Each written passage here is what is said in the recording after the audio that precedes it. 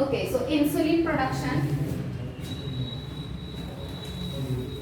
First thing, insulin हा जो hormone आहे, या हार्मोन मध्ये दोन चेन असतात, हे नीट लक्षात घ्या.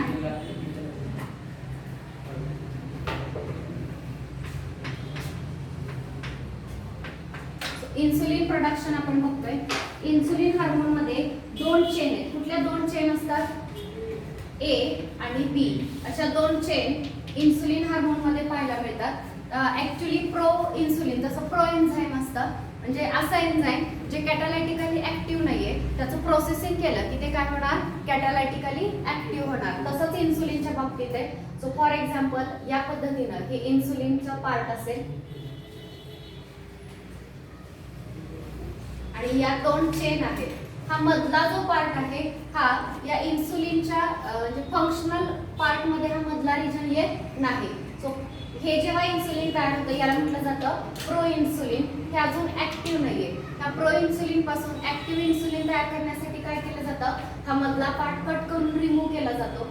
हा रिमूव्ह केल्यानंतर राहिलेल्या ज्या दोन चेन आहेत त्या डायसल्फाइड बॉन्डनी एकमेकांना कनेक्ट होतात आणि हे जे इन्सुलिन तयार झालं हे ऍक्च्युली ऍक्टिव्ह इन्सुलिन आहे. हे लक्षात आलं? सो इन्सुलिन मध्ये किती चेन आहे? दोन, ए आणि बी चेन. आणि त्या दोन्ही चेन कुठल्या बॉन्डनी कनेक्ट झालेले आहेत? सल्फाइड बॉन्डनी एकमेकांना कनेक्ट झालेले आहेत. सो हे इन्सुलिन कसं तयार केलं जातं? तर सगळ्यात महत्त्वाचं, inserted this A chain gene and B chain gene separately PBR 322 या प्लाझमिड मध्ये त्या दोन्हीचे जे जीन आहेत ते इन्सर्ट केले जातात. सो दोन मेथड्स आहेत तयार करण्याच्या. एक तर तुम्ही हे सांगितल्या पद्धतीने प्रो इन्सुलिन तयार करू शकता. प्रो इन्सुलिन तयार झाल्यानंतर जो मिडल पार्ट आहे जो लागणार नाही तो कट करून काढला जातो आणि दोन चेन एकमेकांना सल्फाइड बॉन्डनी कनेक्ट केलं जातं. ही एक मेथड असते.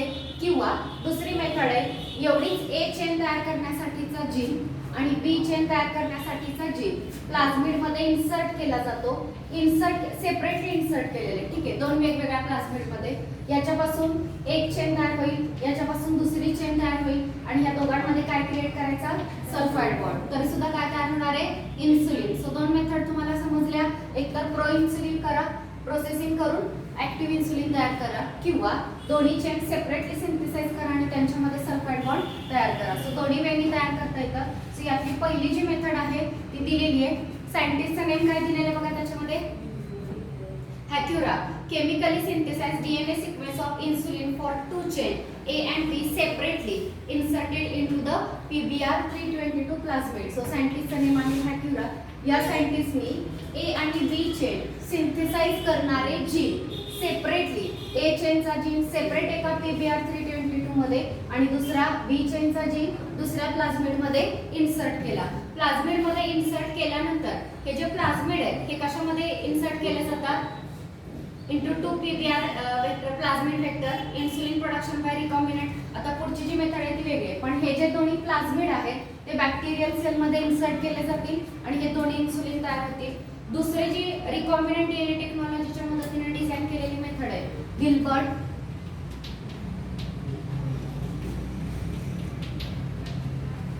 गिल्बर्ट विलिको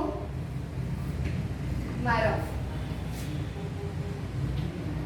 सो या सायंटिस्टनी रिकॉम्बिनंट DNA टेक्नॉलॉजीने इन्सुलिनची प्रोडक्शनची मेथड जे ते डेव्हलप केलेली आहे. सो याच्यामध्ये काय केलं जातं बघा?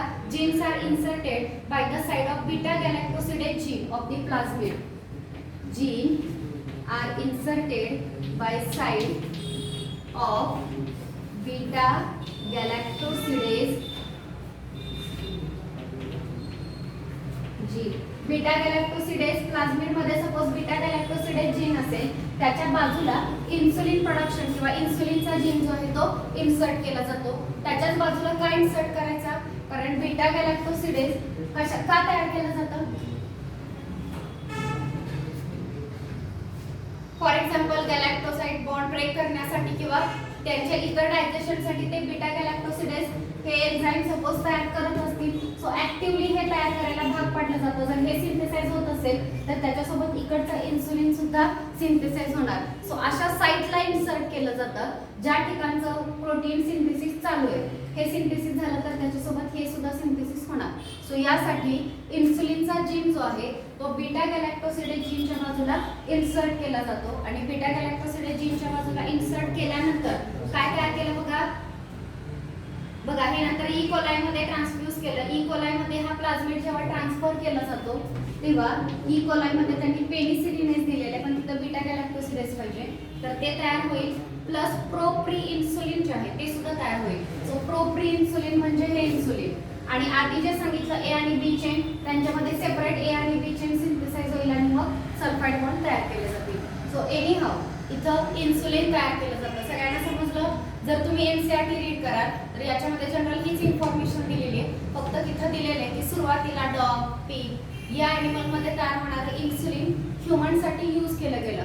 मात्र बऱ्याच ठिकाणी ॲलर्जिक रिॲक्शन पाहायला मिळाली की त्या ॲनिमलचं इन्सुलिन ह्युमन बिंगला दिल्यामुळे दुसऱ्या रिॲक्शन जे ते दाखवली गेली.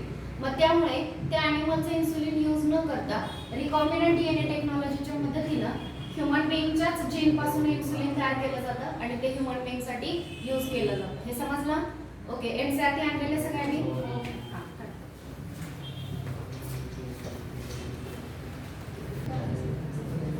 Okay. In active acquired immunity आपल्या बॉडीच्या ज्या सेल आहेत त्या ऍक्टिव्हली इम्युन रिस्पॉन्स मध्ये पार्टिसिपेट होतात. ऍक्वायर आपण हे नंतर ऍक्वायर करतोय आणि आर्टिफिशियल आहे हे नॅचरल नाही. म्हणजे ऍक्टिव्ह एक्वायर्ड इम्युनिटी मध्ये सुद्धा आर्टिफिशियल नॅचरल असे दोन टाइप केलेले आहेत. नॅचरल म्हणजे नॅचरली इन्फेक्शन होणं आणि आर्टिफिशियल म्हणजे व्हॅक्सिन घेणं. सो हे व्हॅक्सिन जे आहे हे ऍक्टिव्ह एक्वायर्ड आर्टिफिशियल इम्युनिटी देण्याचं काम करतं. मग आता याच्यामध्ये काय असतो? बायोलॉजिकल एजंट,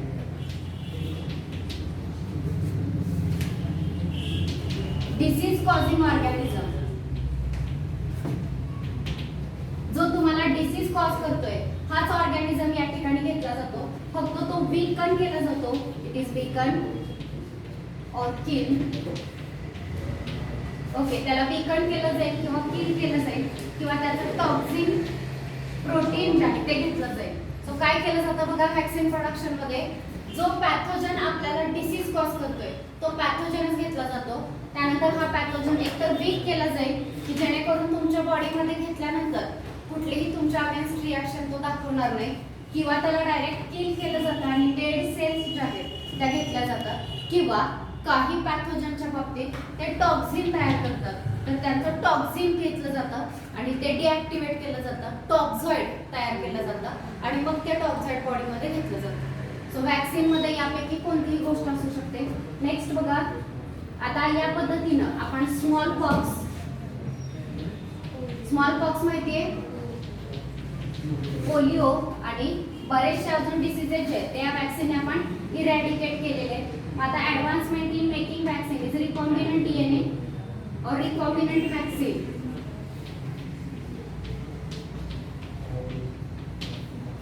तर हे व्हॅक्सिन जे ते यूज करून आपण आतापर्यंत बरेच डेडली डिसीजेस इरॅडिकेट केलेले आहेत. जसे की स्मॉल पॉक्स बऱ्यापैकी इरॅडिकेट झालेले इंडियामध्ये.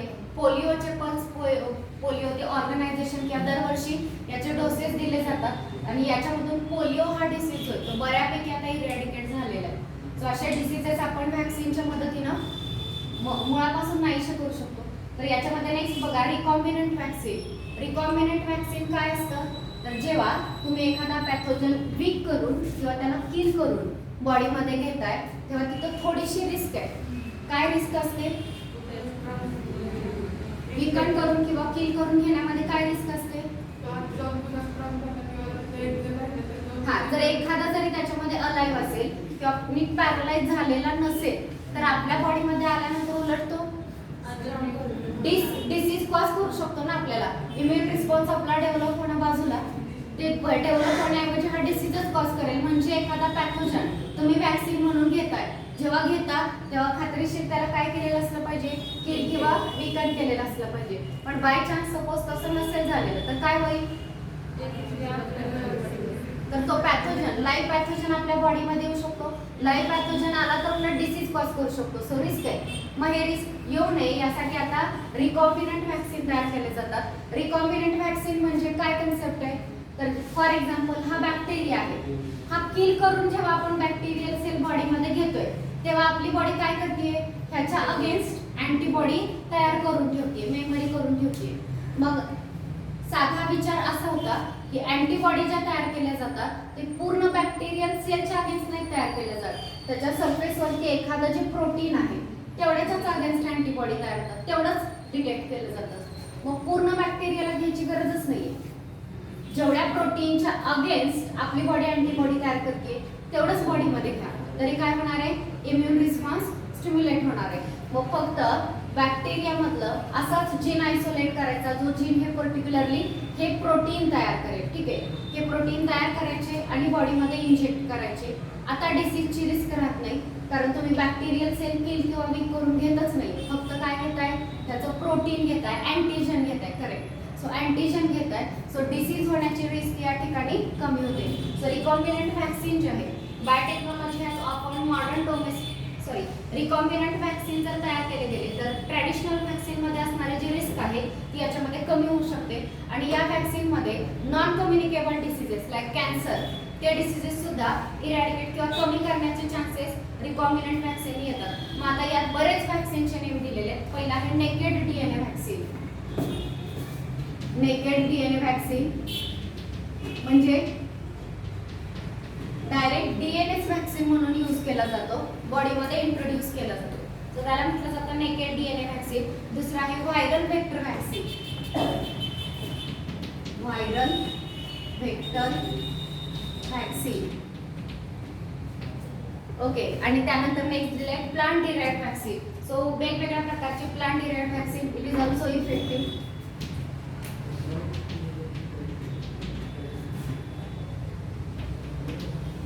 सो नेकेड डीएनए व्हॅक्सिन याच्यामध्ये डीएनए बॉडीमध्ये इंजेक्ट केलं जातं.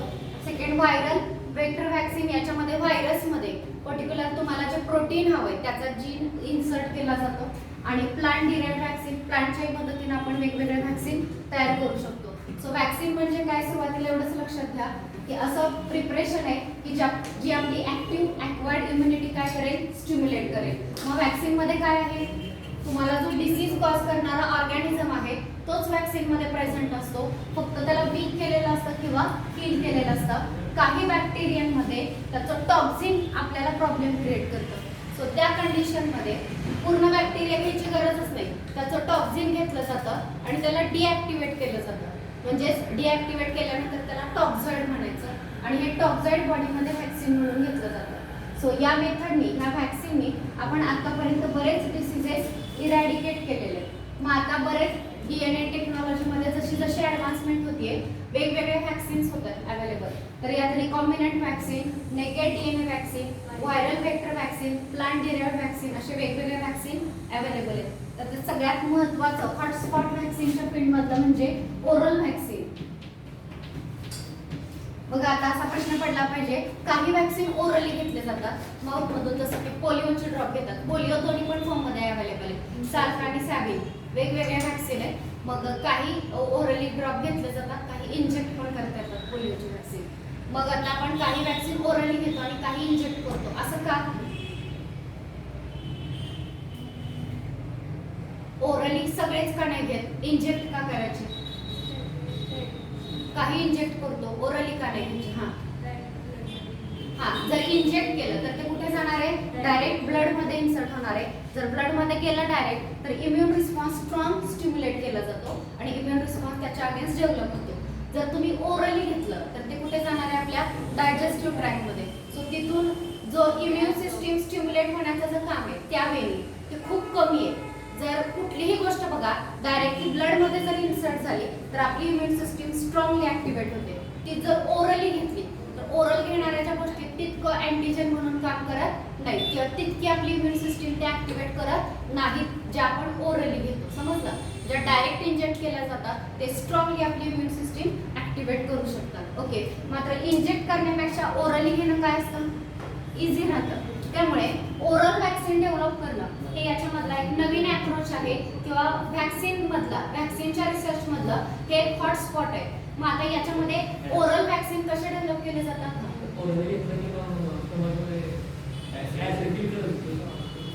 नाही, मग अशा पद्धतीने व्हॅक्सिन डेव्हलप केले जातात की त्याच्यावरती इफेक्ट नाही होणार, डायजेस्टिव्ह ज्यूसचा त्या व्हॅक्सिनवरती परिणाम नाही होणार. तर लायपोझोम किंवा लायपोसोम काय असतात माहितीये का बघा, लिपिड जे आहे ते लिपिड डायरेक्टली आपल्या वॉटरमध्ये डिझॉल्व्ह नाही होत, मग ते वेगवेगळे स्ट्रक्चर तयार करतं. मायसेल तुम्हाला माहिती आहे किंवा लिपिड बायलेअर तुम्ही शिकलेलं, तसंच लायपोसोम पण एक स्ट्रक्चर असतं, व्हेसिकल तयार करतं. मायसेलमध्ये सपोज हा हायड्रोफिलिक आणि हा हायड्रोफोबिक हे जे स्ट्रक्चर आहे त्याला सपोज जर तुम्ही मायसेल म्हणत असाल तर या पद्धतीने जे तयार झालेलं स्ट्रक्चर आहे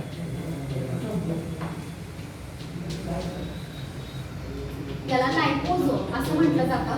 म्हणजे दोन लेअर आहेत, लिपिडचा हा एक आणि हा एक लेअर, आणि आतमध्ये कॅव्हिटी आहे. त्या कॅव्हिटीमध्ये जे ड्रग किंवा जे गोष्ट द्यायची ती इथं ठेवली जाते आणि हे लायपोसोम दिले जातात. आणि लायपोसोम अशा पद्धतीने कन्स्ट्रक्ट केले जातात की त्याच्यावरती त्या ट्रॅकमधलं एन्झाईम काम करणार नाही आणि ते ब्लडमध्ये ॲब्झॉर्ब केलं जाईल. सो या पद्धतीनं म्हणजे तुम्ही म्हणता तसं त्यांच्यावरती वेगवेगळे ऍसिड किंवा ज्युसेस ऍक्ट होण्याचे चान्सेस असतात, तसं होऊ नये यासाठी केअर घेतलेली असते. ओके, सो ओरली घेतले जाणारे वॅक्सिन जे ते कसे डेव्हलप केले जातील, तर सगळ्यात पहिली गोष्ट पॅथोजनचा जो जीन आहे, पॅथोजन मध्ये असा जीन जो प्रोटीन साठी कोड करतोय, हा जीन जो आहे तो आयसोलेट केला जातो पॅथोजन मधून. पॅथोजन मधून आयसोलेट केल्यानंतर तो जीन प्लांट जिनोम मध्ये इंट्रोड्यूस केला जातो. Next it is introduced in plant genome. Plant genome मध्ये इंट्रोड्यूस केल्यानंतर प्लांट मध्ये तो काय होईल, एक्सप्रेस होईल. म्हणजे त्या जिनोम पासून तयार होणारा प्रोटीन कुठे तयार होईल, प्लांट पार्ट मध्ये. येते लक्षात. पहिल्यांदा काय केलं, जो पॅथोजन आपल्याला डिसीज कॉज करतोय त्या पॅथोजन मधला असा जीन आयसोलेट करायचा. कसला जीन आयसोलेट करायचा सांगा. फॉर एक्झाम्पल हा पॅथोजन आहे, त्याच्या सरफेस वरती हे प्रोटीन आहे. आपली बॉडी कोणाच्या अगेन्स्ट अँटीबॉडी तयार करणार आहे, त्या प्रोटीनच्या अगेन्स्ट, त्या अँटीजनच्या अगेन्स्ट तयार करणार आहे. मग हे प्रोटीन तयार करणारे जे जीन आहे ते जीन पॅथोजन मधून काय केले जातात, आयसोलेट केले जातात. हे जीन कोणामध्ये इंट्रोड्यूस करायचे, प्लांटचा जो जिनोम आहे त्याच्यामध्ये. जर प्लांटच्या जिनोम मध्ये हे जीन गेले तर काय होईल, प्लांटच्या वेगवेगळ्या पार्ट मध्ये त्या जिनोम पासून तयार होणारे प्रोटीन जे आहे ते वेगवेगळ्या पार्ट मध्ये तयार होईल. आणि जेव्हा हे प्लांटचे पार्ट बाकीचे ॲनिमल पर्टिक्युलरली ह्युमन बीइंग जेव्हा कन्झ्युम करतील तेव्हा त्यांच्यासोबत त्या प्लांट पार्ट मध्ये असणारे हे प्रोटीन जे आहे ते आपल्या बॉडीमध्ये येईल आणि इम्युन रिस्पॉन्स जो आहे तो त्यांच्या अगेन्स्ट डेव्हलप केला जाईल. सो ही एक कन्सेप्ट आहे इडिबल व्हॅक्सिनची, पण ऍक्च्युली अंडर प्रोसेस आहे, अजून तितकं डेव्हलप झालेलं नाहीये. Okay, so latest hotspot in the field of vaccine research is the development of vaccine which can be taken orally. So immunogenic protein of pathogen is found to be active when administered orally. The gene corresponding to such protein is isolated, then it is introduced and expressed in plant genome. Then there is production of immunogenic protein in the parts of the plant.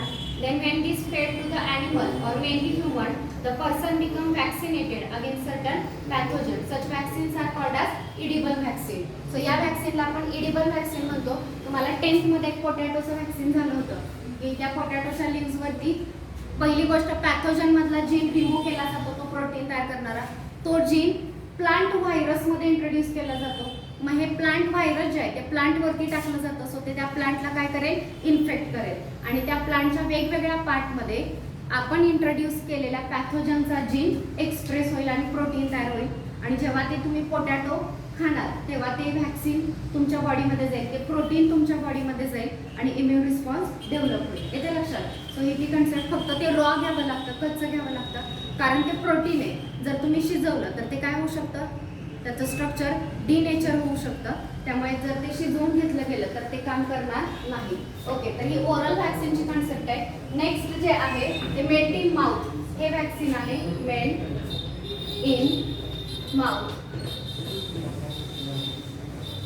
Okay, आता melt in mouth हे जे vaccine आहे याच्यामध्ये कसं vaccine introduce केलं जातं, तर आपली जी टंग आहे त्याच्या खाली व्हॅक्सिन जे आहे ते दिलं जातं आणि ते व्हॅक्सिन जे काही घेतोय आपण ते आपल्या माउथमध्येच मेल्ट होणार आहे आणि आपल्या ब्लड स्ट्रीममध्ये इंट्रोड्यूस होणार आहे माउथमधूनच. म्हणजे बघा, काही गोष्टी ब्लड किंवा बगल कॅव्हिटीच्या लाइनिंगलाच ब्लडमध्ये काय होतात, ॲब्झॉर्ब होतात. सो त्याच टाईपचं हे आहे की व्हॅक्सिन जेव्हा टंगच्या खाली ॲडमिनिस्टर केलं जाईल तेव्हा ते लगेचच टंगमधून म्हणजे माउथच्या बकर कॅव्हिटीमधून डायरेक्टली ब्लड स्ट्रीम मध्ये इंट्रोड्यूस होणार आहे आणि इम्युन रिस्पॉन्स डेव्हलप करणार आहे. सो या वॅक्सिनला म्हटलं जातं मेल्ट इन माउथ वॅक्सिन. बघा काय दिलेलं आहे.